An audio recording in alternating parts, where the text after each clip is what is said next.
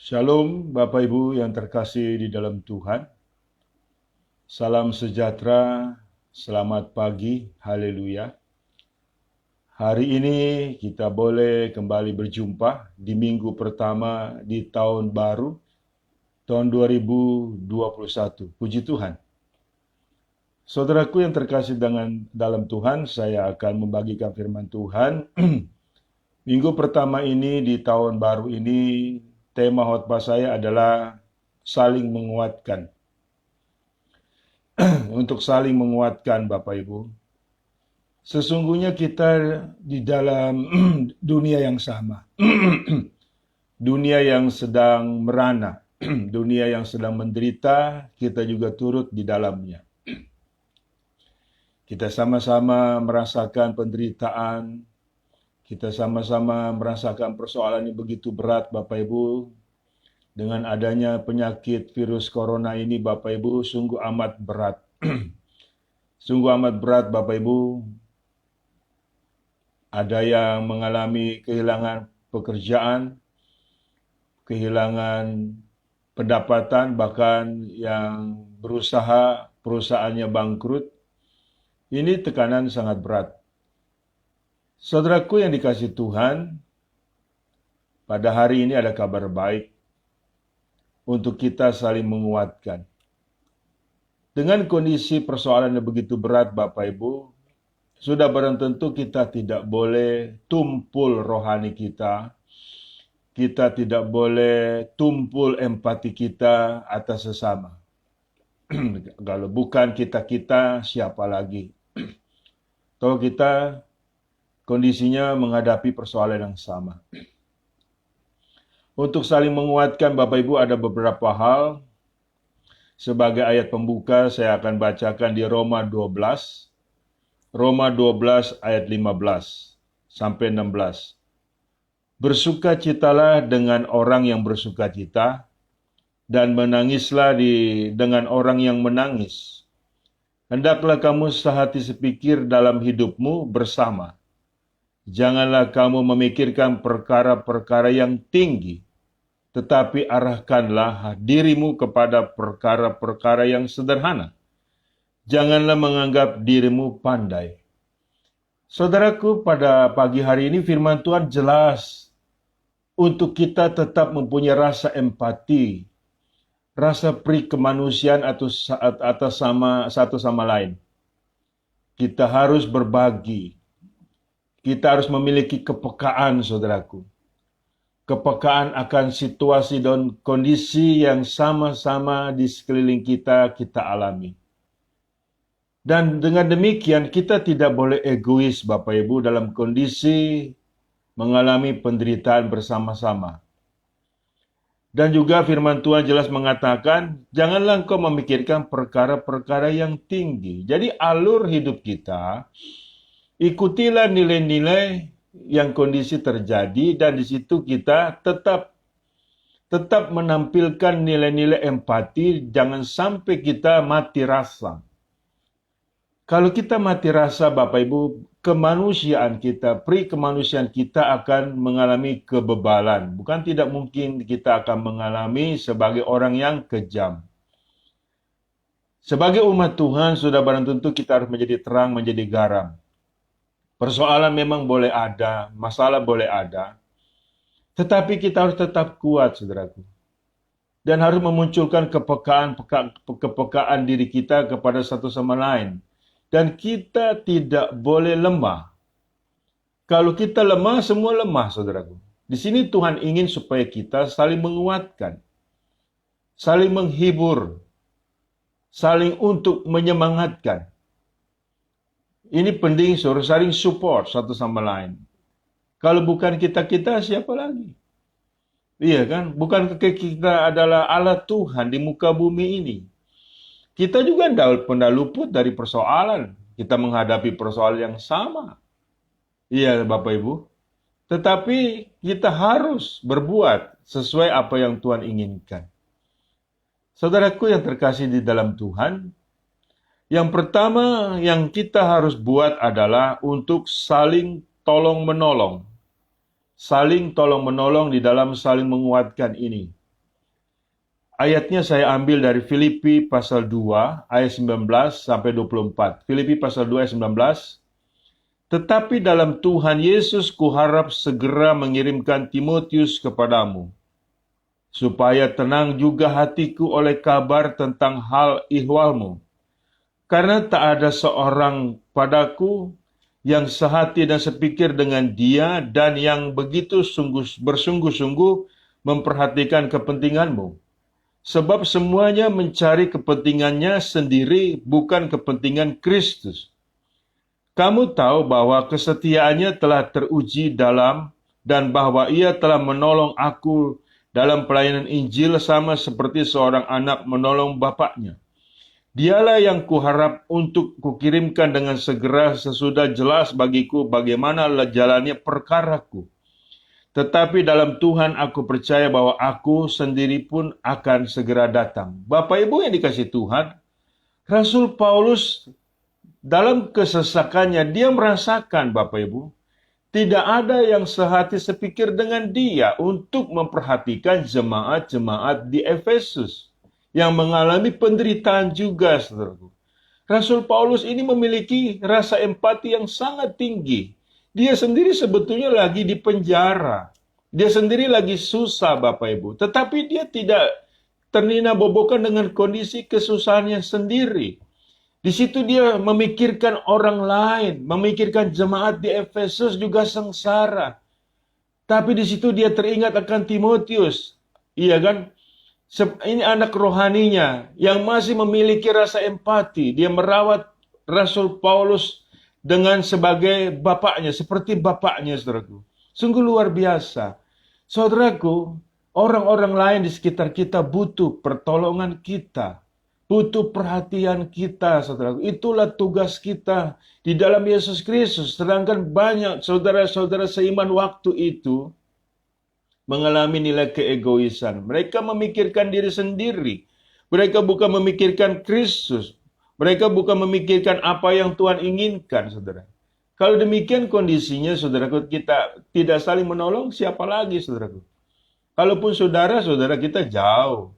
Makanya di sini, sebagai umat Tuhan dan umat yang percaya akan Yesus Kristus sebagai Tuhan dan Juru Selamat kita harus saling tolong-menolong, saudaraku. Saling memperhatikan. Saling untuk menghargai satu sama lain. Saling untuk memberikan satu empati kepada satu sama lain. Tolonglah mereka kalau kita bisa menolong, saudara. Iya kan? Tapi sedemikian rupa masa kita nggak bisa menolong, saudara? Kita harus bisa menolong. Ini orang-orang yang dekat dengan kita. Jadi orang-orang yang dekat dengan kita, itu tanggung jawab kita. Sedangkan waktu itu Paulus memikirkan orang-orang yang jauh dari dia. Karena dia di penjara, dia nggak bisa kemana-mana. Jadi untuk itu dia akan kirimkan Timotius yang sudah teruji, rasa empatinya dalam penginjilan, rasa kemanusiaannya begitu luar biasa.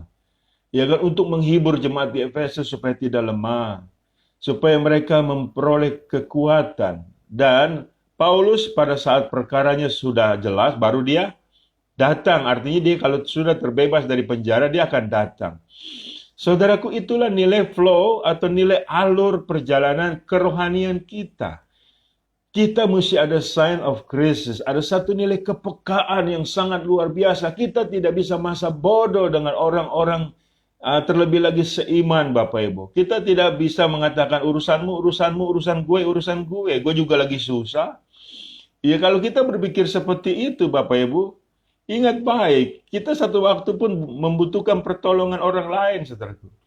Iya kan? Ada tabur tuai, saudaraku. Kalau kita egois, kita masa bodoh dengan orang lain, kita pun nanti akan dimasa bodohkan orang lain.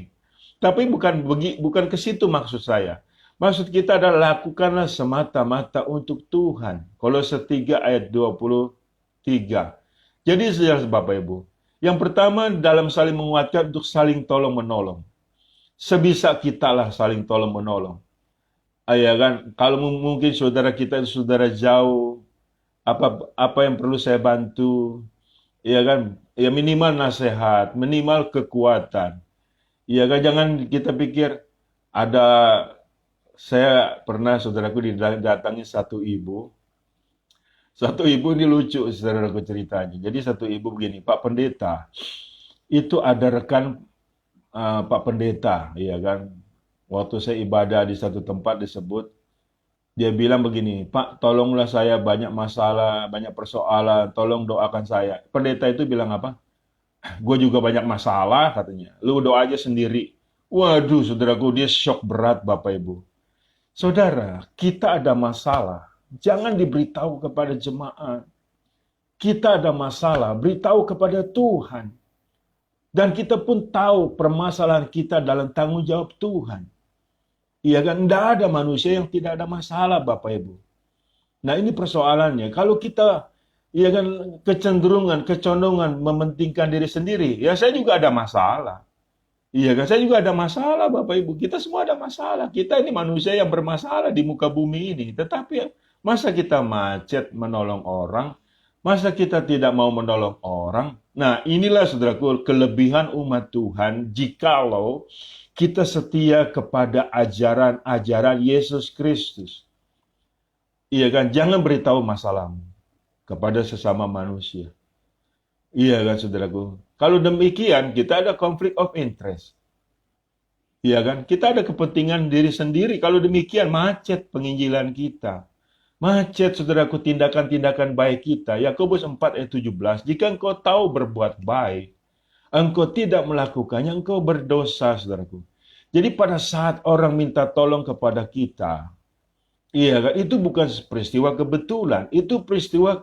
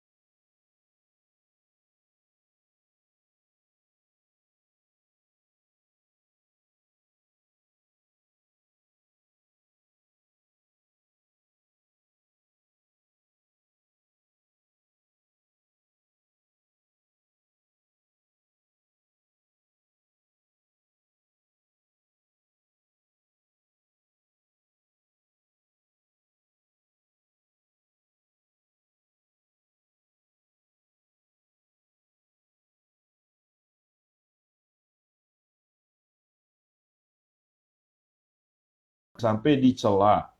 Sebaliknya, dalam segala hal kami menunjukkan bahwa kami adalah pelayan Allah, yaitu dalam menahan dengan penuh kesabaran dalam penderitaan, kesesakan, dan kesukaran. Dalam menanggung dera dalam penjara dan kerusuhan, dalam berjerih payah, dan dalam berjaga-jaga dan berpuasa. Dalam kemurnian hati, pengetahuan, kesabaran, dan kemurahan hati. Dalam Roh Kudus dan kasih yang tidak munafik. Dalam pemberitaan kebenaran dan kekuasaan Allah dengan menggunakan senjata-senjata keadilan untuk menyerang ataupun untuk membela. Ketika dihormati dan ketika dihina, ketika diumpat atau ketika dipuji, maka dianggap sebagai penipu Ketika dianggap sebagai penipu namun dipercaya, sebagai orang yang tidak kenal namun terkenal, sebagai orang yang nyaris mati dan sungguh kami hidup sebagai orang yang dihajar namun tidak mati. Sebagai orang berduka cita namun senantiasa bersuka cita, sebagai orang miskin namun memperkaya banyak orang, sebagai orang yang tak bermilik sekalipun kami memiliki segala sesuatu. Ini satu nilai persoalan Rasul Paulus. Dia juga punya persoalan, Bapak Ibu. Iya kan? Dia punya problem, dia punya tekanan hidup. Iya kan? Dia punya masalah, saudaraku. Tetapi di sini Bapak Ibu lihat dia punya sikap.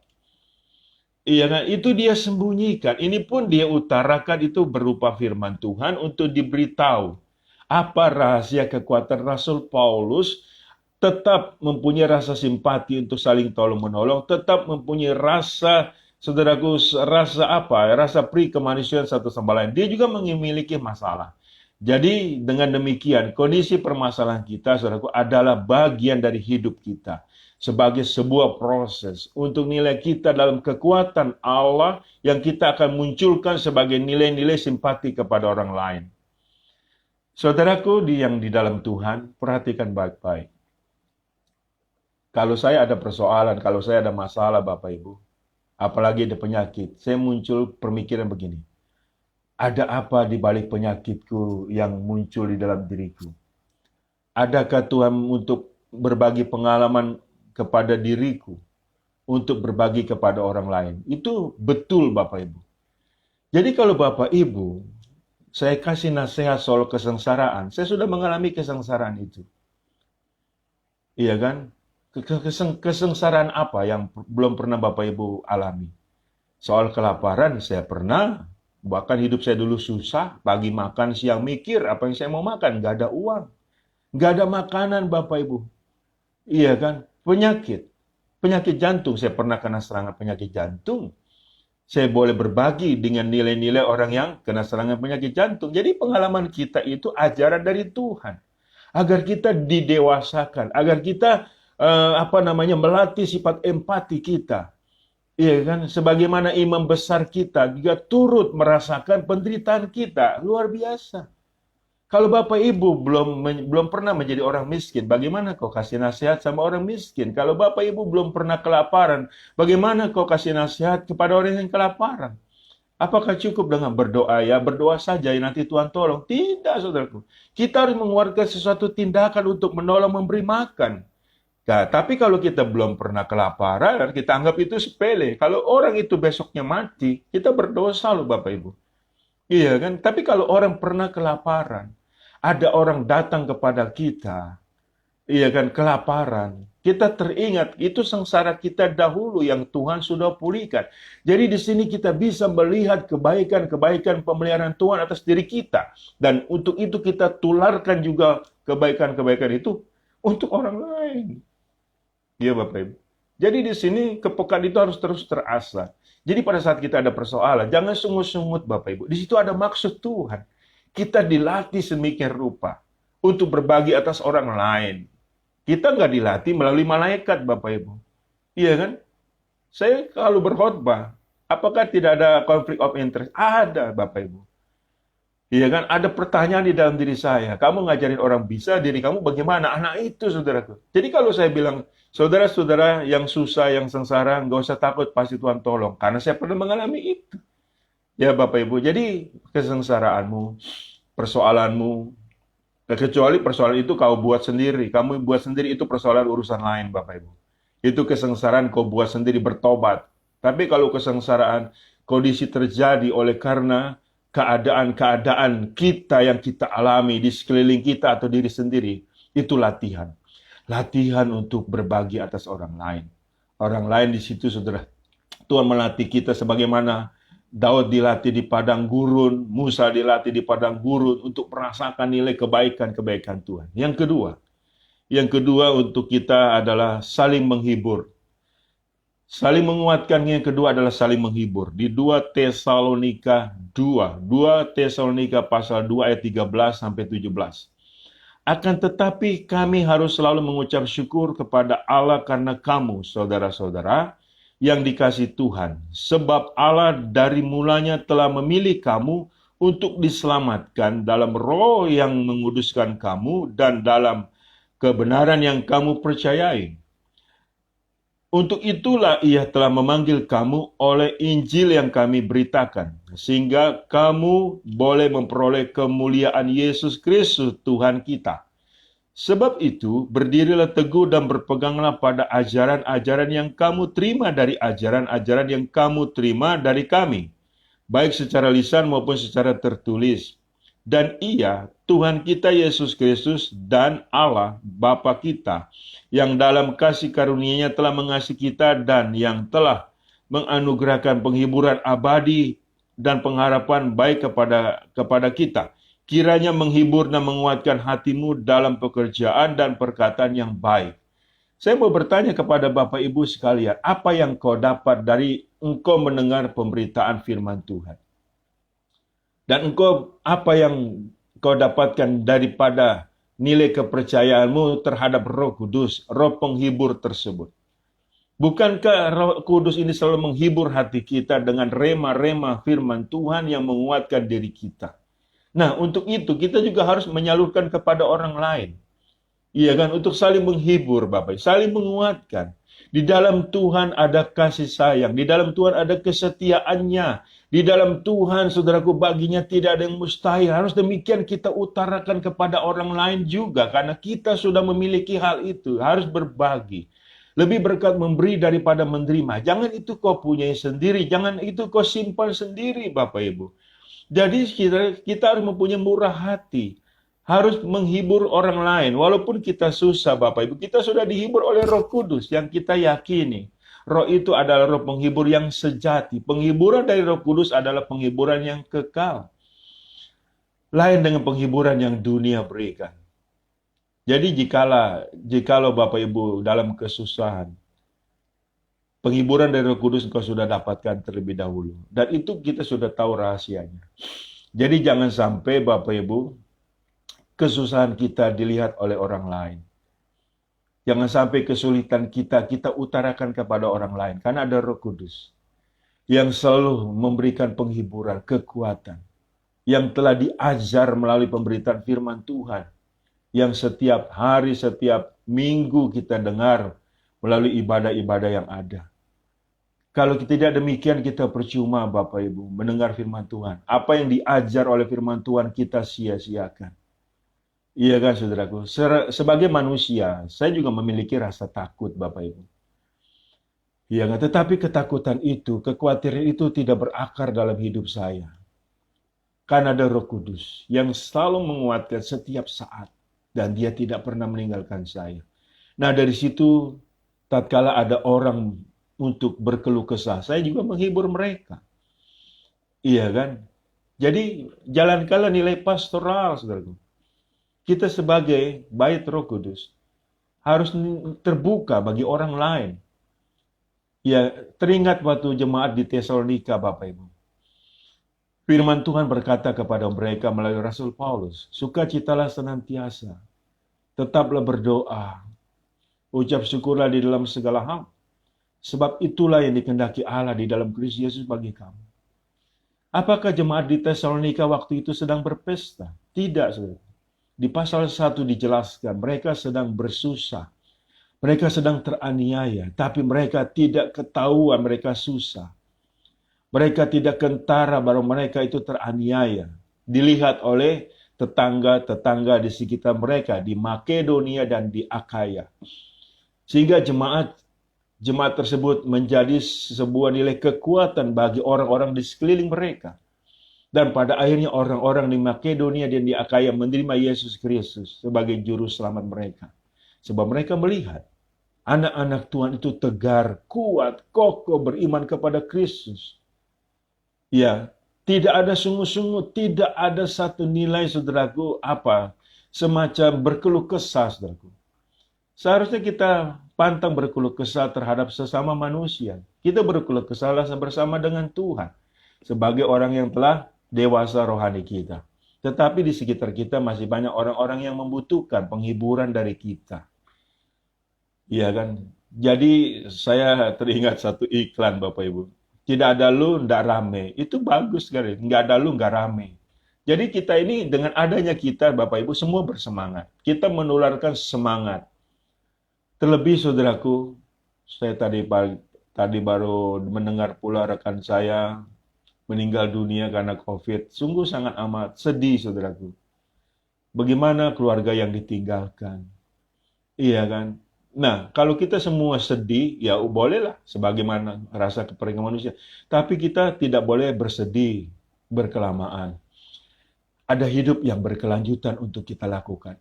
Apapun rintangan di depan kita, ada Tuhan yang menolong kita, yang menghibur, yang memberikan kekuatan, saudaraku.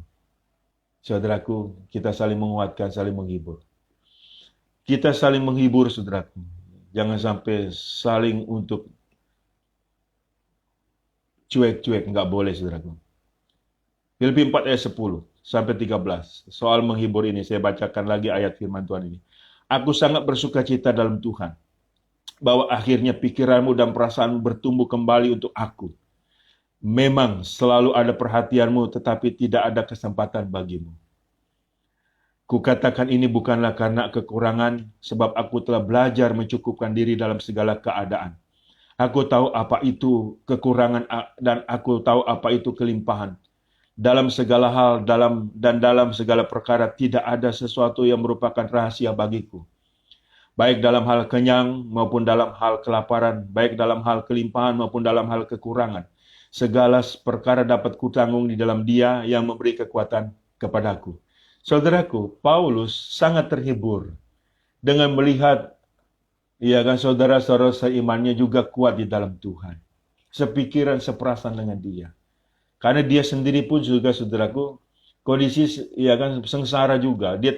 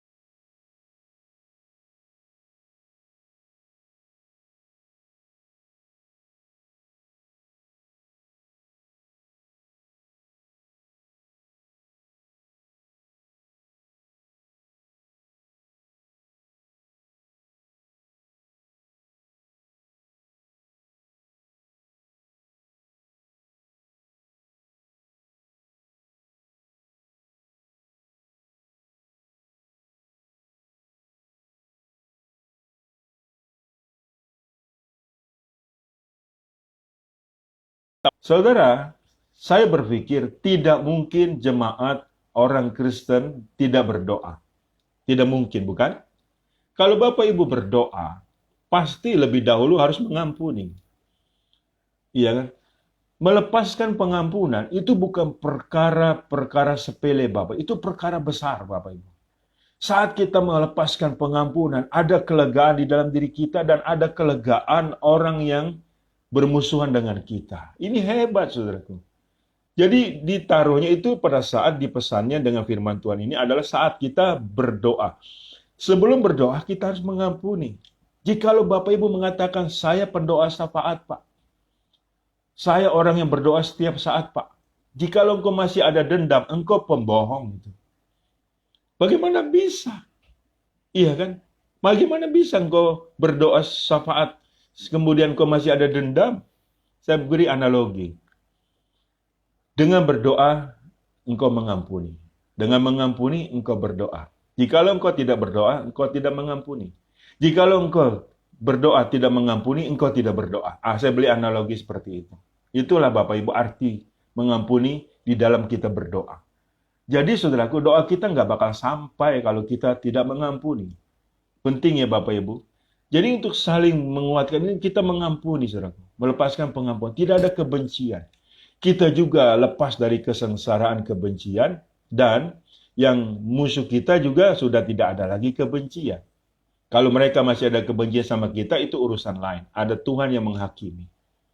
Jadi saling mengampuni ini penting. Saya baca satu ayat lagi, saling mengampuni. Ini penting Bapak Ibu. Kisah Rasul pasal 12 ayat 4 sampai 7. Maaf saudaraku. Markus 11 ayat 25 sampai 26. Dan jika kamu berdiri untuk berdoa, ampunilah dahulu sekiranya ada barang suatu dalam hatimu seorang, supaya juga Bapamu yang di surga mengampuni kesalahanmu. Itu tadi sudah kita baca Bapak Ibu. Kemudian saudaraku, dikatakan, jika engkau mengampuni, doamu akan luar biasa.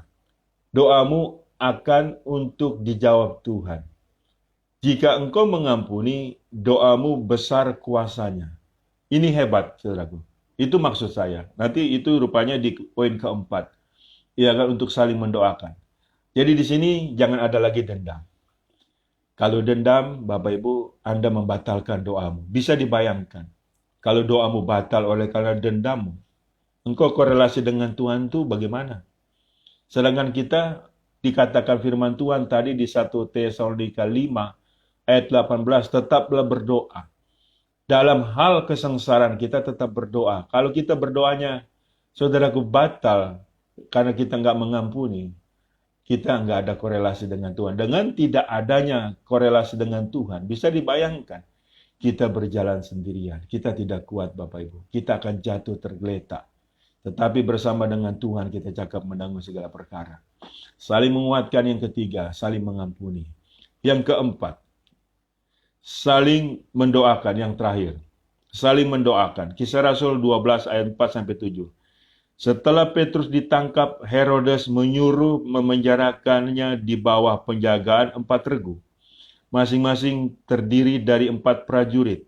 Maksudnya ialah supaya sehabis Paskah ia menghadapkannya ke depan orang banyak. Demikianlah Petrus ditahan di dalam penjara, tetapi jemaat dengan tekun mendoakannya kepada Allah. Pada malam sebelum Herodes hendak menghadapkannya kepada orang banyak, Petrus tidur di antara 2 orang prajurit, terbelenggu dengan 2 rantai. Selain itu, prajurit-prajurit pengawal sedang berkawal di muka pintu. Tiba-tiba berdirilah seorang malaikat Tuhan dengan dekat Petrus dan cahaya bersinar dalam ruangan itu. Malaikat itu menepuk Petrus untuk membangunkannya, katanya, bangunlah segera. Maka gugurlah rantai itu dari tangan Petrus. Ini hebat, saudaraku. Iya kan? Berdoa itu, Bapak Ibu, bisa menolong orang. Ini contoh. Petrus di penjara, dijaga berlapis-lapis, tangan dan kakinya diikat oleh rantai. Mana bisa dia kabur, Bapak Ibu? Mana bisa dia melarikan diri? Tapi berkat doa dari jemaat-jemaat, walaupun tempatnya berjauhan dari kondisi Petrus di penjara, Tuhan bekerja dan Tuhan berkarya di situ. Berkat doa jemaat, Petrus punya belenggu terlepas. Dan malaikat Tuhan datang sama dia.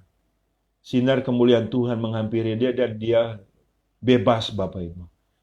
Rupanya doa orang benar apabila dengan yakin didoakan besar kuasanya. Doa kita melepaskan belenggu-belenggu ikatan kuasa gelap terhadap orang lain. Doa kita melepaskan belenggu-belenggu dosa terhadap orang lain. Doa kita melepaskan, saudaraku, orang lain dari kebinasaan kekal. Jadi kita saling mendoakan itu perlu dan penting. Berdoa ini seringkali kita hanya untuk diri kita melulu. Iya kan? Doa 2 jam hanya diri kita melulu. Iya, saudara. Ini kan hal yang buruk. Itu namanya kita membangun egosentris. Membangun spiritual giant, kesombongan rohani. Iya kan? Tuhan tidak mengajar demikian. Kita juga harus saling mendoakan, saudara. Saling mendoakan adalah untuk menguatkan. Iya kan? Kita mendoakan, apalagi saudaraku, kita bisa mendoakan negara kita yang terkena COVID ini, agar COVID ini dihalau oleh Tuhan Yesus. Kita mendoakan Presiden kita, Pak Joko Widodo, bersama keluarga, para menteri bersama keluarga. Kita mendoakan pemimpin-pemimpin kita.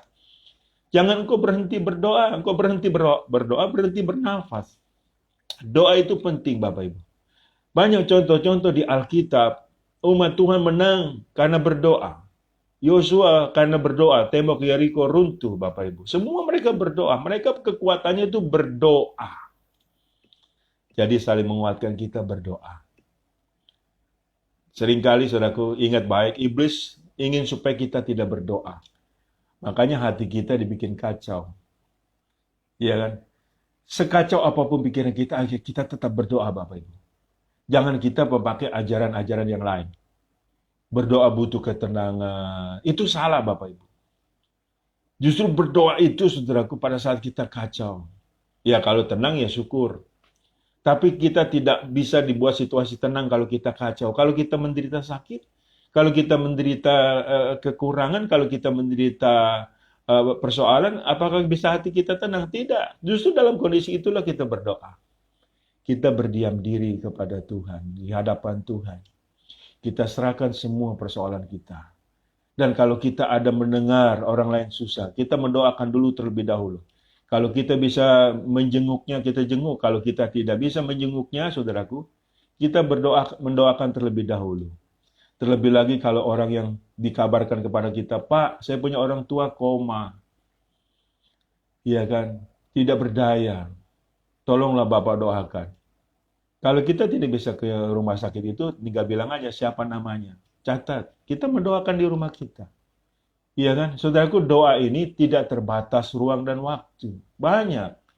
Banyak contoh Bapak Ibu, orang didoakan dari kejauhan, itu kuasa Tuhan bekerja. Karena Allah kita di dalam Yesus Kristus yang tidak bisa dibatasi ruang dan waktu. Jadi doa kita itu adalah luar biasa Bapak Ibu. Kalau kita terbatas, ada doa kita yang tiada batas.